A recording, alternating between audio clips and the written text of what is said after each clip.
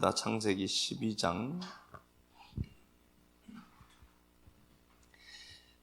12장 1절 10절 말씀 보도록 하겠습니다.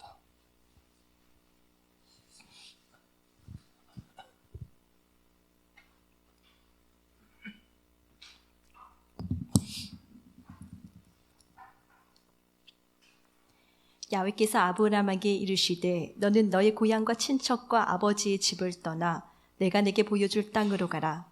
내가 너로 큰 민족을 이루고 내게 복을 주어 내 이름을 창대하게 하리니 너는 복이 될지라. 너를 축복하는 자에게는 내가 복을 내리고 너를 저주하는 자에게는 내가 저주하리니 땅의 모든 족속이 너로 말미암아 복을 얻을 것이라 하신지라. 이에 아브라함이 야훼의 말씀을 따라갔고 롯도 그와 함께 갔으며 아브람이 하란을 떠날 때에 75세였더라. 아브람이 그의 아내 사레와 조카 롯과 하란에서 모은 모든 소유와 얻은 사람들을 이끌고 가나안 땅으로 가려 떠나서 마침내 가나안 땅에 들어갔더라. 아브람이 그 땅을 지나 세겜 땅 모레의 상수리 나무에 이르니 그때에 가나안 사람이 그 땅에 거주하였더라. 야훼께서 아브람에게 나타나 이르시되 내가 이 땅을 내 자손에게 주리라 하신지라. 자기에게 나타나신 야훼께 그가 그곳에서 제단을 쌓고 거기서 베델 동쪽 산으로 옮겨 장막을 치니 서쪽은 베델이요 동쪽은 아이라. 그가 그곳에서 야훼께 제단을 쌓고 야훼 이름을 부르더니 점점 남방으로 옮겨갔더라. 그 땅에 기근이 들었으므로 아브람이 애굽에 거류하려고 그리로 내려갔으니 이는 그 땅의 기근이 심하였습니다. 아멘. 예, 기도 우리 하고 말씀 나누도록 하겠습니다. 하나님, 벌써 버려도 버렸을 인생 끝까지 붙들어 주시고 아무 공로 없음에도 응답해 주시고 아무것도 한 것 없음에도 품에 안아주신 아버지 당신이 계셔서 너무나 감사합니다. 우리 안에 아합이 있고 우리 안에 여호람이 있습니다. 내가 가진 자원으로는 응답받지 못할 인생인 것을 잘 알기에 오늘 또 간절하게 여호사밧을 요청하고 당신의 의가 있는 십자가 보혈 의지합니다. 우리 하나님은 나를 그와 같이 버려두지 않는 아버지시오니 말씀 믿고 걸어가는 식구들에게 여호사밧 때문에 응답하셨던 그 역사가 풍성하게 나타나도록 도와주옵소서. 내 인생의 확장을 위해 큰 것만 추구하면서 찾아다니는 것이 아니라 존재를 맞닥뜨린 작은 아이로 하나님의 은혜밖에 고백할 것이 없음을 알고 무릎 꿇은 솔로몬에게 부귀영화를 허락하실 말씀을 지금도 동일한 언약의 말씀으로 믿사오니 하나님이 이뤄가실 역사를 목격하게 도와주옵소서. 그리스도 되신 예수님 이름으로 기도드립니다. 아멘. 약속의 땅의 기근이라는 말씀의 제목으로 하나님 말씀 나누도록 하겠습니다. 아브라함이 부름받는 장면이고 뭐 다 잘 아시는 장면입니다. 그러니까 이제 아브라함이 주체가 아브라함이죠. 아브라함인데 아브라함이 그냥 갑자기 뭐 이렇게 그냥 불신자로 삶을 살고 있는데 갑자기 하나님이 개입했다, 그렇지 않다라고 제가 말씀을 드렸습니다. 아브라함은 아브라함보다 우리가 이제 아시는 것처럼 에벨이 64년을 더 살죠. 셈은 35년을 더 살고요. 그러니까 그리고 이 아브라함이 그 야살책에 보면은 셈 집에서 39년을 함께 살았던 기록이 나와요. 39년을 살았습니다. 그러니까 아브라함은 믿음의 여정을 떠나기 전에 그는 이미 말씀에 굉장히 숙성된 시간을 산 겁니다. 이게 없이 떠날 수 있느냐? 우리가 잘 알죠? 내 삶을 보면은요, 내 안에 말씀이 없는데 내가 무언가를 행할 수 있다, 그렇지 않습니다. 항상 우리가 무슨 일을 하든지 뭘 하든지 간에 우리 안에서 촉발되어져서 나와서 감동으로 하고 내 안에서 해야 되겠다가 생각이 나서 하는 거지, 이게 없으면 절대로 우리가 움직이지 않거든요. 그러니까 아브라함을 움직인 것은 하나님의 말씀입니다. 그리고 그 아브라함이 말씀을 쫓아갔죠. 말씀을 쫓아갔고 말씀을 따라서 약 한 1600km를 여행을 합니다. 굉장히 힘든 거리죠. 1600km를 말씀을 쫓아옵니다. 쫓아왔고 마침내 약속의 땅에 도착했습니다. 그러니까 갈대아 우르에서 하란을 거쳐서 남하하는 건데요. 이렇게 이제 우리가 이쪽에 갈대아 우르가 여기 있어요. 이쪽으로 해서 하란을 통해서 다메섹을 통해서 이렇게 내려오죠. 여기가 이집트가 있고요. 여기 이제 팔레스타인 지역인데 하란을 통해서 이렇게 계속해서 남단한단 말입니다. 오는데 이 아브라함이 계속 오다가 맨 처음에 한번 딱 멈춘 곳이 있습니다. 세겜이라는 땅입니다. 세겜 땅에 와서 그가 하나님 앞에 예배하죠. 예배를 드립니다. 그냥 예배 드렸겠네. 그렇게 생각하시면 안 되고요. 하나님이 아브라함과 동행하시죠. 하나님 우리와 동행하고 계세요. 동행하시던 하나님이 세겜 땅에 오기까지 말씀을 하지 않으셨어요. 우리는 하나님의 음성을 한 번씩 듣고 싶잖아요, 사실. 그런데 그렇게 아브라함과 하나님이 친밀했고 아브라함은 말씀을 쫓아와요. 오는데 세겜 땅, 이 땅 배꼽 지역이란 말입니다. 가나안 땅 중심부에까지 오는데 하나님이 개입했지만, 역사했지만 하나님이 아브라함에게 침묵하고 있어요. 말하지 않습니다. 그러면 아브라함은 어떻게 했을까요? 말씀을 따라갔지만 말씀을 안에 품고 말씀 따라 진행해 갔는데 하나님이 가만히 계세요. 그리고 그는 이 길을 오면서 세겜 땅까지 올 때에 그가 그냥 자기 주도적으로 왔겠죠. 하나님이 이리 가라 저리 가라 말씀하지 않으셨으니까. 가나안 땅에서 이쪽이 동쪽, 서쪽, 남쪽, 북쪽이란 말입니다. 북쪽에서 계속해서 내려오다가 세겜 땅에서 하나님이 말씀을 한번 딱 하셨어요. 아브라함아 제단을 쌓아라. 예배죠. 세겜 땅에서 예배를 합니다.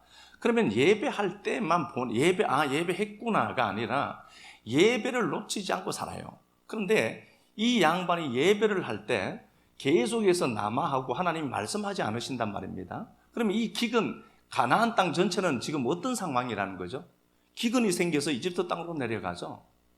가나안 땅 전체는 기근이 시작된 땅이라고 보셔야 됩니다. 그러니까 물론 지역적으로도 좀 괜찮은 부분들이 있겠지만 아브라함이 약속의 땅에 딱 도착했는데 현실이 뭐라는 거예요? 기근이 있더라는 소리예요. 1600km를 여행을 해와요. 본토 친척 아비 집을 떠나서 말씀 한 자락 붙들고 오는데요. 그 말씀이 자기 안에도 있어요. 내면화된 말씀이 있단 말이에요. 그 말씀 끌어안고 오죠. 계속해서 그 말씀을 끌어안고 남아해 오고 있어요. 왜 남아했는가 보니까 하나님은 의도적으로 이 땅에 기근이 있는 걸 보게 하는 겁니다. 근데 그 기근의 때에 예배하는 겁니다. 이게 쉽지 않습니다. 내가 하나님의 말씀을 끌어안고 그 약속의 땅에 왔음에도 불구하고 상황은 말씀과 달라져 있어요. 아브라함이 믿음의 여정을 떠나왔는데 계속 이 땅에 기근이 생기는 거예요. 기근이 생기고 세겜 땅에서 하나님이 나타나서 아무 말씀하지 않습니다. 야, 이상하지? 그 약속 따라 왔는데 기근이 생기지? 라고 말씀 한마디도 하지 않아요. 예배해라. 그러면 이 예배가 촉발돼서 예배 자리를 만들어요. 세켐에. 예배가 세켐이 제가 말씀드린 것처럼 세켐이 이게 어깨 힘이란 단어입니다. 이게 힘이야. 야, 진짜 인생을 살면서 큰 힘은 뭔 줄 아니? 예배다. 가르친 겁니다. 상황은 어때요? 기근입니다. 상황은 여전히 기근인데 하나님이 예배해. 아브라함은 예배를 딱 합니다. 아브라함이 예배 드렸구나가 아니라 아브라함 안에 작용하는 하나님이 있어요. 그래서 감정을 기도다라고 하는 이유는요. 내가 하나님 앞에 무언가를 기도를 해. 근데 내 안에 작용하는 하나님이 있고 내가 원하는 바가 있어요. 아무리 하나님이 이번 달에 돈 1,000만 원 주실 줄 믿습니다라고 해도 내 안에서 안 믿어지죠? 하지 마세요. 그걸 기도라고 하시면 안 돼요. 내 안에 작용하는 하나님이 있어요. 이건 안 고쳐질 것 같아. 안 고쳐져요. 주여 고쳐주실 줄 믿습니다. 안 돼요. 내 안에 작용하는 하나님이 우선이에요. 내 안에 작용하는 하나님이 상황이 그래 반대야. 그래도 내 안에 작용하는 하나님의 크기가 있어요. 이건 돼요. 엘리야가 열왕기상 18장에 바알 선지자와 싸움을 하게 되죠. 전투를 벌이게 되고 이제 비가 올 때가 됐어요. 18장에 비가 올 때에 게하시에게 얘기를 하죠. 야, 지중해 올라가 봐. 갈멜산에서 지중해 꼭대기로 올라가 봐. 비 오는 구름이 보이니? 라고 묻죠. 안 와요. 그런데 엘리야는 이렇게 얘기해요. 7분까지 가봐. 그러니까 그렇게 얘기할 수 있었던 건 뭐예요? 혹시라도 기대했을까요? 아니, 확신이 있어요. 내 안에 작용하는 하나님이 있어요. 이건 내가 알아요. 그래서 이렇게 저렇게 제가 말씀을 나누고 강의를 하고 막 그러다 보면은 그런 분들이 있어요. 이렇게 기도하는데 맞느냐? 저는 항상 중요하게 얘기하는 가치가 그겁니다. 내 안에 작용하는 하나님의 크기를 우리 못 벗어납니다. 안 돼요. 주실 줄 믿습니다. 안 줄 줄 알아요, 자기는. 그럼 어떻게 해야 되죠? 내 안에 말씀이 나를 지배해 가도록 말씀을 묵상하고 말씀과 실험도 하고 그 말씀 끌어안고 숙성시켜서 내면화되면은 말씀이요 믿어져요. 7번 아니라 10번도 가요. 손바닥만한 구름이 또 오르더라. 또 오르는 거 보고 뭘 얘기하죠? 큰 비의 소리를 그 손바닥만한 구름 통해서 드러내요. 그래서 믿음이라고 하는 게요 너무 초상적인 게 아니라 믿음은 내 안에 작용하는 하나님의 크기예요. 하나님 다음 달에 돈 1,000만 원 제게 줄 것 같아요? 믿어지십니까? 안에서? 믿어지면 1,000만 원 생겨요. 안 믿어지죠 보통? 100만 원이라도 괜찮겠다 싶죠. 그런데 제가 주일날 와서 예배 드리러 오셨는데 이런 얘기를 하는 게 아니고 내 안에 작용하는 하나님이 있어요. 작용하는 하나님이 있다. 환경과 상황이 그래도 편안하게 주무시면 됩니다. 그때는 감사하셔야 돼요. 하나님 감사해요. 미쳤다고 하지 사람들이. 내 안에 작용하는 하나님의 크기가 있는데 밖에 환경은요 여전히 고통스럽다니까. 아브라함은 믿음이 이미 그가 예배자로 세워져 있었고 그러니까 그런 상황 속에서도 하나님이 한마디 안 하셨어요. 야, 네 인생에 기근이 있지? 이거 내가 해결해 줄게. 말씀 한마디 하지 않았어요. 예배해? 그러면 예배 딱 해요. 그건 뭐예요? 내 안에 예배가 있어서 예배가 나오는 거예요. 예배가 있으니까 그가 예배를 하게 되고 점점 남아합니다. 기근의 땅이라는 소리예요. 기근의 땅이고 물론 아브라함 없는 것이 약속의 땅에 기근이 온 거예요. 말씀이니까. 제가 그 말씀을 드렸죠. 이 약속의 땅에서 점점 남아에서 벗어납니다. 그리고 그는 이집트 땅으로 들어갔던 겁니다. 자, 우리가 하나님의 말씀을 끌어안고 가는데 내가 원하는 그림이 말씀대로 되지 않을 수 있어요.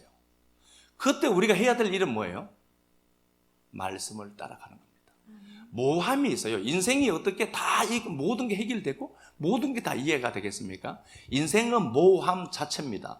그런데 모함을 어떻게 견디느냐는 말씀 따라가는 겁니다.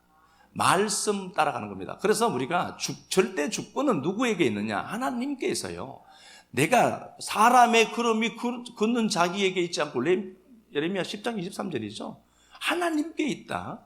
그러면은 하나님이 우리 인생을 송두리째 주관하시고 통치하시고 끌고 가시는 것 아닙니까? 끌고 가시는 그 길, 그걸 우리가 믿고 그래 내가 알 수 없지만 다 이해할 수는 없지만 그 하나님 우리 아버지 되시고 가장 선한 길로 복된 길로 우리 인도하고 계신다. 이 사실 믿는 거 아닙니까? 이걸 말씀 따라가는 거예요. 그냥요. 불합리함이 있어도. 사도행전 7장 2절 4절 가서 보겠습니다.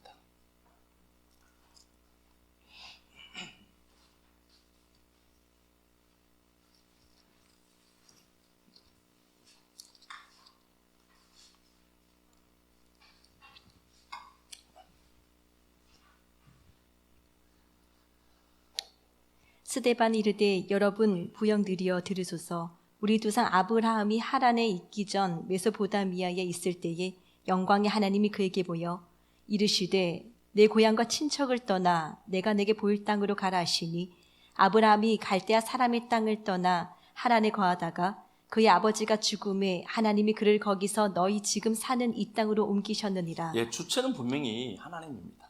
하나님이 옮기십니다. 그러니까 인생이 걷는 걸음이 우리에게 있으니까 내가 가는 걸로 보이고 착각하는데요. 하나님이 뽑아서 옮기는 겁니다. 이걸 우리가 믿는 겁니다. 그래서 가는 동안에 잘못된 현상처럼 보일 때가 있어요. 그때 우리가 해야 될 것은 뭐죠? 모함을 견디는 힘은 뭐죠? 예배입니다. 인생에 불합리하고 모순적인 일들이 있어요. 견디는 힘은 예배라니까요. 그리고 말씀이에요. 아브라함이 말씀을 따라갔다 이렇게 돼 있다니까. 말씀을 따라가는 거예요. 전도서 우리 한번 가서 봅시다. 8장. 전도서 8장.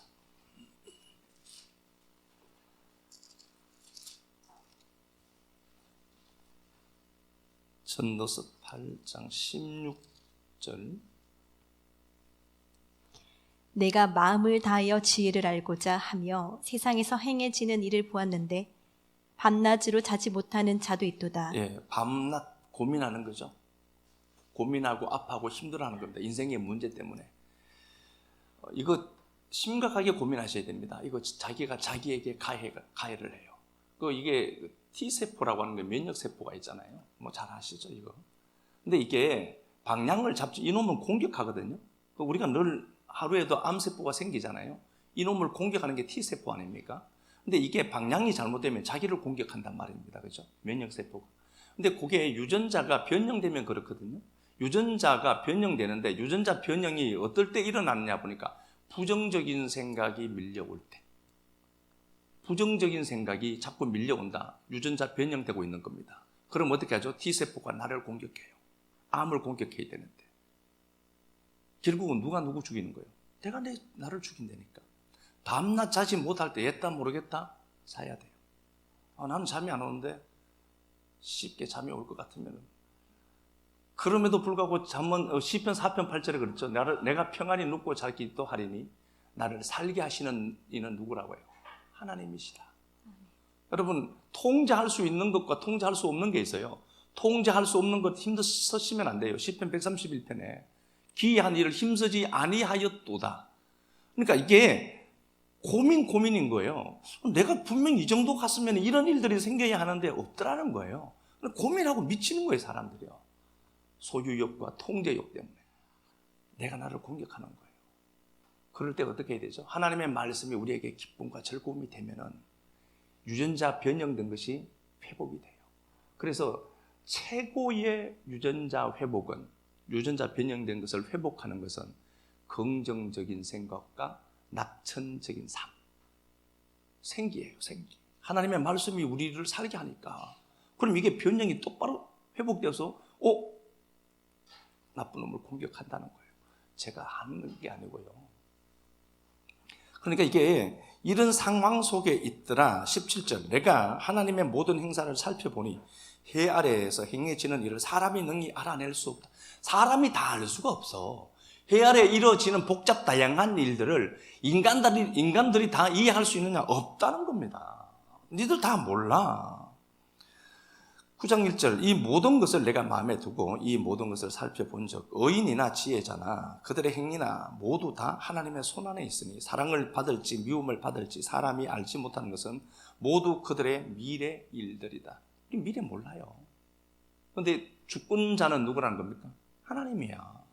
하나님이다. 그러니까 하나님이 통치하시고 주관하시는 삶이다. 그러니까 너무 힘들어하지 말고 고민하지 마라. 하나님이 우리를 어떻게 하죠? 가장 선한 길로 인도하고 계신다는 시편 23편. 야훼는 내 목자시니 내가 부족함이 없대요. 아멘, 아멘. 그걸 믿고 가는 것 아닙니까? 아멘. 그걸 믿고. 자, 말씀 또 하나 가서 볼까요?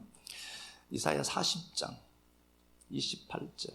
시편부터 가서 한번 보고 갈까요? 시편 61편. 네, 시편 61편.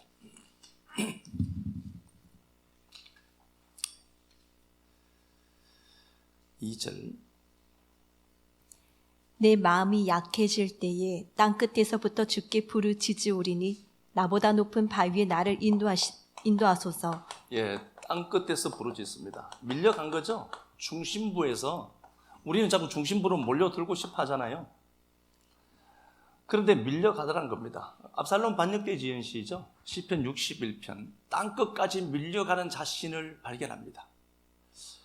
그런데 이제 우리가 더 좋은 포지션을 가지려고 사실 우리가 몸부림치거든요. 중심으로 몰려들려고. 그런데 우리가 인생 살다 보면 밀려가기도 해요.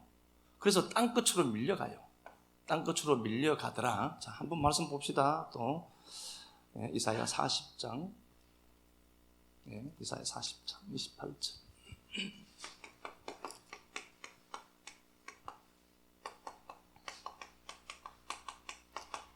너는 알지 못하였느냐?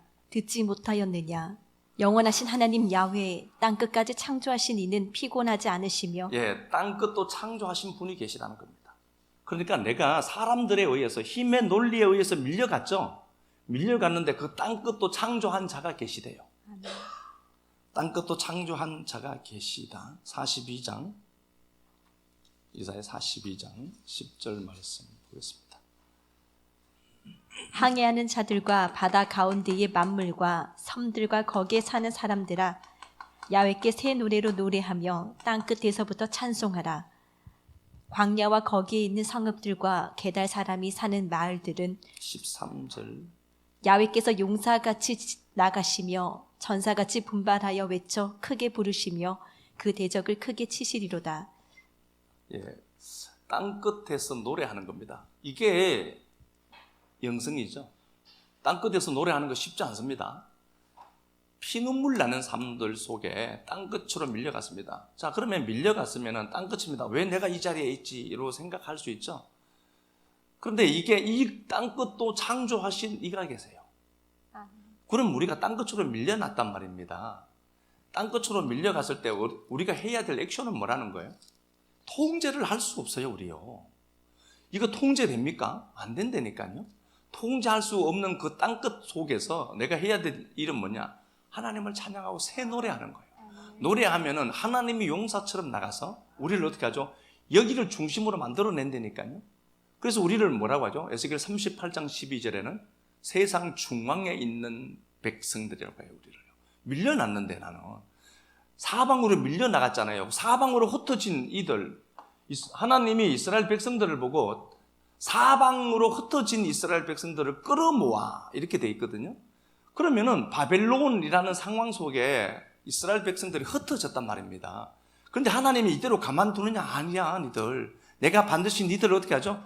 끌어모은다. 하늘 가로.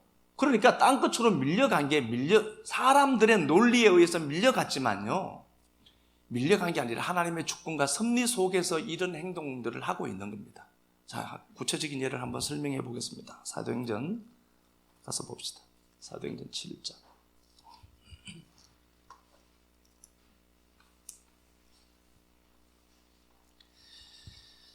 사도행전 7장 55절부터 보면은 스데반이 나와요. 스데반이 설교 한 편 하고 죽습니다. 베드로 설교에는 3,000명이 돌아오죠. 사도행전 2장에서. 베드로는 설교했는데 3,000명 돌아오고 스데반은 설교했는데 돌에 맞아 죽어요. 그럼 누구 설교가 맞는 거예요? 저는 스데반 설교가 되지 않았으면 좋겠어요. 베드로가 설교했는데 3,000명이 돌아오거든요. 우리가 이걸 갖고 기도하지만 때로는 성공한 설교가 스데반처럼 죽수는 설교도 될 수 있다. 그래도 돌에 맞아 죽지만 이거 설교하는 거 봐라. 요즘 공부 너무 안 한 것 같지 않더라. 회개하셔야 돼요, 그거. 스데반이 돌에 맞아 죽어요. 돌에 맞아 죽는데 하나님이 스데반 지켜야 될 것 아닙니까? 근데 돌에 맞아 죽기도 하더라니까. 8절 한번 봅시다. 8절에 보면은 2절 2절 7장 2절 8장 2절 2절 경건한 사람들이 스데반을 장사하고 위하여 크게 울더라. 경건한 자들이 울고 있습니다. 교회는 더 진멸당하고 있고요. 3절에 사울이 교회를 참멸할세 각 집에 들어가 남녀를 끌어다가 옥에 넘기니라. 그래서 흩어집니다. 자, 힘의 논리에 의해서 물려가요. 스데반이 죽죠. 그리고 성도가 할 수 있는 건 뭐예요? 우는 것밖에 없어요. 이 상황을 바꿀 만한 힘이 없어요. 이게 내 개인의 삶에 미치는 하나님의 섭리라고 보시면은요, 누가 그냥 말씀을 전했는데 돌에 맞아요. 안 맞아야 되는데. 그리고요, 울 수밖에 없어요. 할 수 있는 게 이것밖에 없어요. 여러분, 우셔야 됩니다. 마음이 아플 때는 우셔야 돼요. 가만히 계시면 안 돼요. 제가 말씀드렸죠?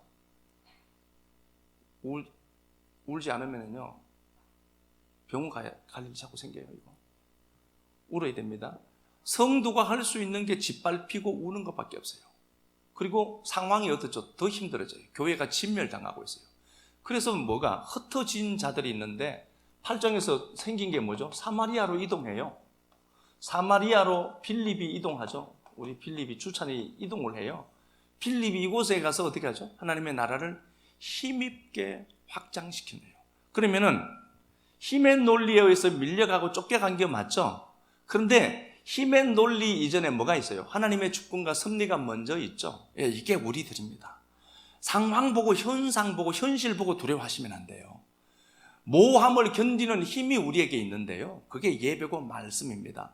불합리한 모습들이 내가 그리는 그림들이 안 생긴다 하더라도 여러분 꼭 기억해야 됩니다. 하나님이 우리 아버지십니다. 그리고 우리는 반드시 잘 될 수밖에 없습니다. 하나님이 우리를 끌고 가고 있으니까 땅끝에 선 것처럼 보이죠? 아니요, 그게 땅끝이 아니라 바로 하늘가입니다. 하늘로 끌어올리기 위한 하나님의 섭리입니다. 자, 그러면은 아브라함 이야기 좀 더 보겠습니다. 아브라함이 믿음의 여정을 떠나올 때에 예표의 사람을 하나 데리고 옵니다. 롯입니다. 롯은 보는 게 달라요. 아브라함과 롯의 차이를 보면은 아브라함은 이미 신앙에 다져진 자입니다. 그래서 그는 말씀을 따라왔습니다. 근데 롯은요, 아브라함 따라왔습니다. 롯은 아브라함 따라왔고 아브라함은 보이지 않는 말씀 따라왔습니다. 이미 달라요. 내면의 구조가 다릅니다. 아브라함은 말씀을 따라왔고 환경과 상황이 기근이라는 상황이 생겼음에도 불구하고 그는 예배를 포기하지 않고 말씀 따라 움직여갑니다. 그런데 롯은 말씀이 내면화되지 않았던 게 분명합니다. 그래서 이 롯은 원래 살았던 곳이 갈대아 우르입니다. 너무 좋은 곳입니다. 물이 있고 성공이 번영이 보장된 곳입니다. 늘 낙원과 같은 이 갈대아 우르를 보고 살았습니다. 그리고 그가 가나안 땅에 들어왔습니다. 가나안 땅에 들어와서 보니까 온통 이 땅은 기근의 땅입니다. 사람 살 곳이 못 됩니다. 약속의 땅인데 뭘 봐야 되죠? 약속의 땅입니다. 그런데 상황은 어떻죠? 기근입니다. 그러면은 롯은 갈대아 우르에서 늘 보고 자란 그 낙원과 같은 그 상황을 내면화해서 왔겠죠. 왔고 그가 이집트 땅으로 내려갑니다. 이집트 땅에 갔다 와서 보니까 이집트 땅이 너무 좋은 땅이거든요. 여기 물이 있죠. 나일강이 있고 곡식이 있고 풍요의 땅입니다. 성공과 기회가 보장된 땅이거든요. 너무 좋은 겁니다. 거기 갔다가 올라옵니다. 아브라함과 같이 올라옵니다. 올라왔는데 그의 눈에는 보이는 게 있어요. 소돔입니다. 소돔이 뭘로 보이죠? 에덴 동산 같아 보였더니. 그러면은 이 롯의 내면에는 뭐가 있죠? 갈대아 우르가 있어요. 풍요와 번영과 성공이 있습니다. 이게 내면화된 사람입니다. 역시나 그 양반은 소돔을 보고 너무 좋은 땅입니다. 그래서 자기에게 꼭 필요한 땅이어서 자기를 위해서 소돔으로 나아가죠. 하나님 보시기에는 어떻죠? 소돔은 악한 자라. 13장 13절에 소돔은 악한 자라. 하나님이 이미 심판하기로 작정된 겁니다. 성공이 있어도 하나님이 없는 성공은 성공이 아닐 수 있습니다. 내면화된 게 뭐예요, 롯은? 말씀이 아니라 상황과 환경이 내면화된 겁니다. 그거 보고 온 겁니다. 그러니까 역시나 소돔을 보고 소돔이 악하다, 신앙이 없는 곳이다 생각하잖아요. 자기에게 기회를 주는 땅으로만 보이는 겁니다. 그래서 그는 갖고 결국 죽습니다. 비참하게 모든 것이 잘못됩니다. 상황에 의해서 우리가 움직여 갈 수밖에 없지만 성도는 밀려가도 하나님의 주권과 섭리 속에 갑니다. 그럴 때 우리가 할 수 있는 모함을 견디는 가장 큰 힘은 말씀입니다. 말씀 붙들고 여러분들은 예배를 삼하고 있어야 됩니다. 하나님이 하시니까 나머지는. 누가복음 2장을 보면은 예수 그리스도가 출생합니다. 목자가 생깁니다. 8절에 보면은 베들레헴 부근의 목자들이 이 소식을 접합니다. 주의 천사가 그 목자들에게 메시지를 줬습니다. 태어날 그 아기는 메시아다. 그렇게 됐죠. 그래서 그들이 이 메시아의 소식을 듣고 그 메시아가 있는 그곳으로 찾아옵니다. 아기 예수에게로. 누가복음 한번 가서 봅시다. 누가복음 2장.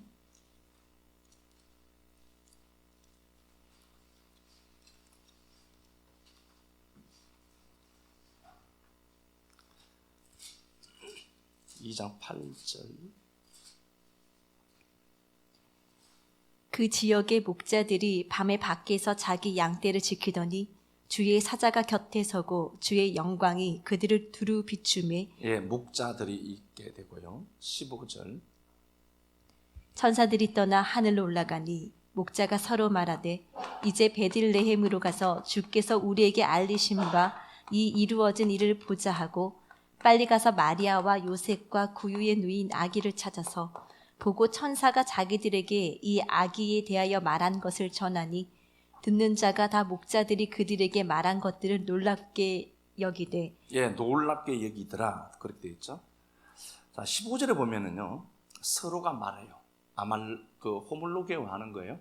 말씀으로 서로 말씀을 나누는 것이 상당히 도움이 됩니다. 목자가 받은 말씀을 서로 나누고 베들레헴으로 가서 알리신 바 된 일을 보자 하고 16절에 빨리 가서 아기를 찾아서 17절에 전하니 이렇게 돼 있죠. 말씀의 역동성이 느껴지지 않습니까? 말씀에 반응하는 이 사람들의 모습을 한번 보라니까요. 말씀에 반응하고 서로 말하고 알리고 보자, 가자, 찾아가자, 전하더라 이렇게 돼 있죠. 그리고 모든 사람들은 놀랍게 여깁니다. 여기서 끝이에요. 모든 사람들은 타자들도 있었죠. 놀라더라. 다우마죠. 놀라더라. 그런데 19절 마리아는 이 모든 말을 마음에 어떻게 하죠? 새기고 생각했다. 이게 새기다 신태로 가지단 소리예요. 내면에서 가져간 겁니다. 생각했다가 신발로라는 소리인데요. 이게 단지 생각했다 정도가 아니라 자기 안에 내가 이 말씀을 대상으로 삼고 주고받고 했다는 겁니다. 이게요 무슨 얘기냐 하니까 내가 힘들고 지칠 때가 있죠. 만약에 그러면은 시편 42편 말씀이 생각이 나세요. 내 영혼아 어찌하여 낭망하니 두려워하느냐 너는 오직 하나님을 바라보아라 라는 말씀이 있어요. 이 말씀을 대상으로 삼는 거예요. 그리고 그래 이 말씀 하셨어 나한테. 그리고 그 말씀이 내게 또 피드백 준다라고 생각하고 그 말씀을 갖고 내가 엎조리는 거예요. 그러니까 단지 생각했다가 아니라 그 말씀을 내가 입으로 고백하고 그 말씀이 대상이 되어서 내게 피드백 해준다라고 생각하고 있는 상태를 요걸 생각했다라고 하는 겁니다. 그러니까 나 잘 될 수 있어. 나 잘 돼. 하나님은 내 아버지 되신다. 뭐 이런 것들 있잖아요. 이런 것들을 하더라는 겁니다. 자, 그러면은 이 사건 이후에 8일 후에 주님이 할례하죠. 할례하고 동방박사들이 이때 찾아오거든요. 할례한 이후에 찾아오죠. 동방박사들이 찾아오고 그때 이제 헤롯이 아기 예수를 죽이려고 해요. 그래서 어떻게 하느냐 보니까 마리아가 이집트로 도망가요. 아니 하나님이 지켜내시면 되지. 이집트로 또 도망갔다니까. 거기서 3년을 있다가 올라와요. 이런 불확실하고 모호함을 어떻게 그가 견뎠죠? 말씀을 간직하고 새기고 생각하였다. 이 모호함을 견디는 힘은 이것밖에 없습니다. 밀려가는 것처럼 보여도요, 내가 그냥 주도적으로 묵상하고 생각할 말씀이 있는가? 정말 내 안에 그런 말씀들이 있는가? 하다못해 아버지는 하나님 내 아버지다. 하나님 내 아버지 되신다.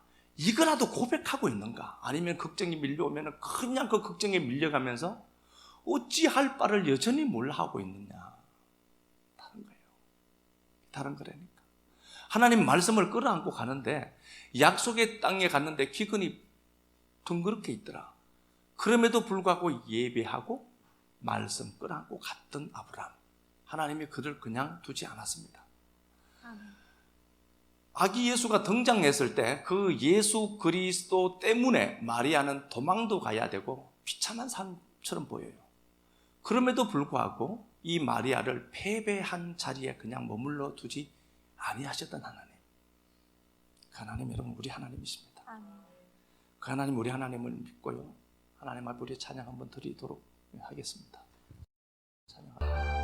아브라함이 그랬던 것처럼 주신 약속 말씀 따라왔지만 기근이 있는 그 땅에 도착합니다. 약속의 땅에도 기근이 있을 수 있음을 알고 있습니다. 그 모함을 견디는 힘이 무엇인가? 아브라함은 예배했고 말씀을 쫓아 움직여 갔습니다. 기근 가운데 당신 앞에 예배하는 자들 있습니다.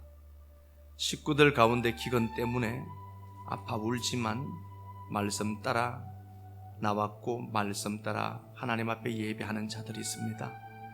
은혜 베풀어 주셔서 회복 주시고 언약을 성실하게 이루실 하나님 꼭 확인되도록 도와주옵소서.